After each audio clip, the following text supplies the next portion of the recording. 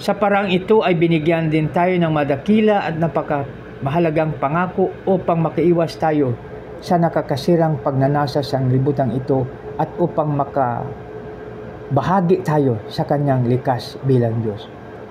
Dahil dito sikapin ninyong idagdag sa inyong pananampalataya ang kabutihan. Sa inyong kabutihan ang kaalaman. Sa inyong kaalaman ang pagpipigil sa sarili. Sa inyong pagpipigil sa sarili ang katatagan, sa inyong katatagan at pagiging makadiyos. Sa inyong pagiging makadiyos ang pagmamalasakit sa kapatid. At sa inyong pagmamalasakit ang pag-ibig. Kung ang mga katangiang ito ay taglay ninyo at pinagyayaman ang inyong pagkikilala sa Panginoon Jesucristo, ay hindi mawalan ng kabuluhan at kapakinabangan. Ngunit kung wala sa inyo ang mga ito, kayo ay parang bulag at hindi nakakita at nakakalimot na lininis na kayo ng inyong mga kasalanan. Kaya nga mga kapatid, lalo kayong magiging masigasig upang matiyak ninyo na kayo ay tinawag at pinili ng Diyos.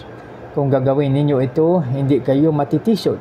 Sa ganitong paraan kayo'y malugod na papasukin na walang hanggang karian ng ating Panginoon at tagapagligtas na si Kristo.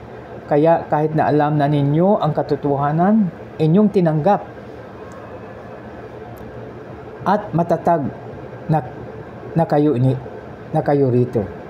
Lagi ko po kayong pinapaalalahanan tungkol dito.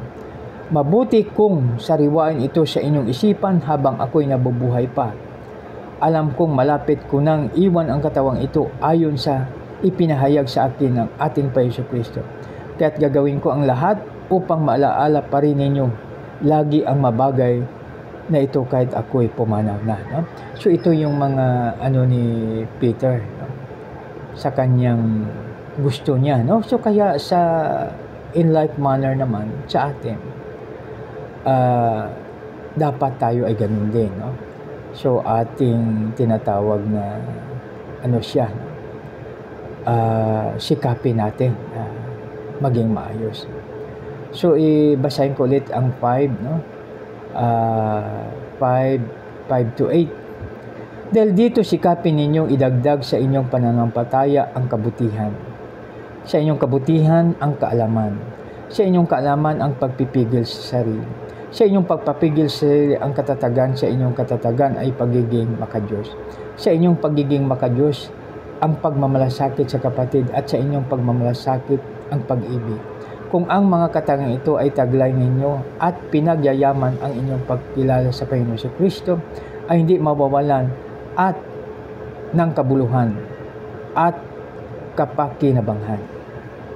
So yan mga kaibigan, no? Dito tayo mag-focus sa 5, no? So aking babasahin sa muli. Dahil dito sikapin ninyong idagdag sa inyong pananampalataya ang kabutihan. Sa inyong kabutihan ang kaalaman. Sa inyong kaalaman ang pagpipigil sa sarili. So i-take up na po natin ito yung no? Kabutihan. Sa inyong pananampalataya ang kabutihan. So dapat maging mabuti tayo. Sa inyong kabutihan ang kaalaman. So kaya dapat mas maganda na everyday magbasa tayo ng magandang balita. Sa inyong kaalaman ang pipipigil sa sarili. Sa inyong pagpipigil sa sarili ang katatagan. Sa inyong katatagan ang pagiging makadiyos. So ang summary niya, makadiyos. Tapos sa inyong pagiging makadiyos ang pagmamalasakit sa kapatid. At sa inyong pagmamalasakit ang pag-ibig. Kung ang katangiang ito ay taglay ninyo at pinagyayaman ang inyong pagkikilala sa Panginoon Jesucristo, ay hindi mawalan ng kabuluhan at kapakinabangan. No? So, napakaganda mga kaibigan pag tayo ay sa ating Panginoon. No? Kaya palagi natin basahin ang Word of God.